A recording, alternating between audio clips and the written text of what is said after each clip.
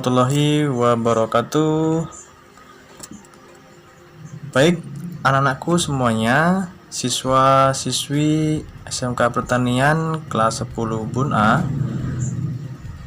Mohon maaf sebelumnya, kemarin saya belum sempat memberikan materi, dan kali ini silahkan Anda tonton video saya sampai habis untuk dapat memahami materi yang saya berikan. Oke, di sini pertemuan yang pertama yaitu adalah komunikasi dalam jaringan. Baik, kita langsung saja ya. Perkenalkan, sebelumnya nama saya Deslian Muhammad Fadli Eskom. Saya lulusan dari UBL Universitas Bandar Lampung. Baik, langsung saja kita mulai anak-anak semuanya. Untuk materinya adalah komunikasi dalam jaringan. Ini pertemuan pertama. Nanti kita ada 2 pertemuan untuk materinya. Tujuan pembelajaran yang pertama yaitu mengidentifikasi jenis komunikasi, kedua menjelaskan pengertian komunikasi dalam jaringan, kemudian ketiga menjelaskan pengertian komunikasi, keempat mengidentifikasi fungsi dan jenis komunikasi dalam jaringan, kemudian selanjutnya mengidentifikasi komponen pendukung komunikasi daring. 6. Menjelaskan bentuk komunikasi daring asinkron, email. Ketujuh, membuat akun dan menggunakan email. Jadi nanti kita wajib mempunyai email masing-masing siswa. Kemudian 8. Menerapkan tata krama dalam komunikasi asinkron. 9. Menjelaskan bentuk komunikasi sinkron. 10. Membuat akun dengan menggunakan Gmail, berkomunikasi 1 lawan 1 dan obrolan grup dalam waktu yang bersamaan dengan fitur layanan video chat. Kemarin kita sudah belajar pertemuan pertama yaitu tentang menggunakan aplikasi Zoom. Baik, selanjutnya kita ke next.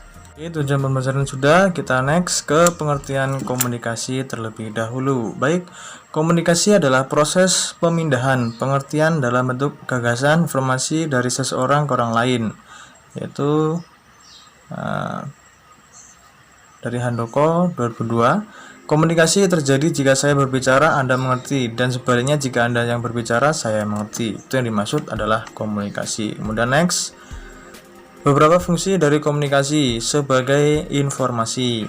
Komunikasi membantu proses penyampaian informasi yang diperlukan individu dan kelompok untuk mengambil keputusan dengan meneruskan data dan menilai pilihan-pilihan alternatif.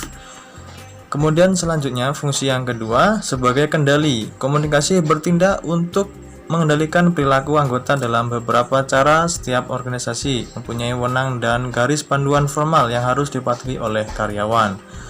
Kemudian fungsi yang ketiga yaitu sebagai motivasi. Komunikasi membantu perkembangan motivasi dengan menjelaskan kepada para karyawan apa yang harus dilakukan, bagaimana mereka bekerja baik, dan apa yang dapat dikerjakan untuk memperbaiki kinerja jika itu di bawah standar. Itu jika dari karyawan dan bos ya. Kemudian fungsi keempat sebagai pengungkapan emosional. Bagi sebagian komunitas, mereka memerlukan interaksi sosial. Komunikasi yang terjadi dalam komunitas itu merupakan cara anggota untuk menunjukkan kecewaan dan rasa puas. Oleh karena itu, komunikasi menyiarkan ungkapan emosional dari perasaan dan sebagai alat untuk memenuhi kebutuhan sosial. Kemudian jenis komunikasi. Untuk jenis komunikasi itu ada dua ya. Yang pertama yaitu komunikasi lisan atau verbal, yaitu komunikasi menggunakan kata-kata baik hal itu diucapkan maupun ditulis. Kemudian yang kedua adalah komunikasi nirkata atau non-verbal, yaitu komunikasi menggunakan bahasa tubuh, bahasa gerak atau gerak isyarat atau gambar. Kemampuan seseorang berkomunikasi diukur dari seberapa akurat informasi atau pesan yang dikirim oleh komunikator atau pengirim informasi, dapat diterima oleh komunikan penerima informasi dan sebaliknya. Itu adalah jenis komunikasi.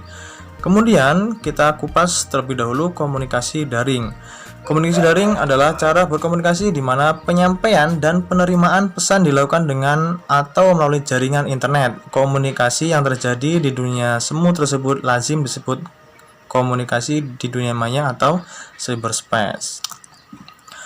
Kemudian komunikasi daring dimulai pada tahun ini sejarahnya ya, dari tahun 1960-an ketika penelitian mereka mengembangkan protokol yang memungkinkan mengirim atau menerima informasi atau pesan melalui komputer.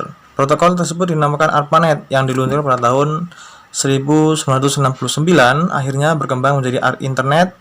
Internet berasal dari Interconnected Network yang disingkat menjadi Internet Network atau Internet yang digunakan oleh sekitar 200 juta orang di seluruh dunia.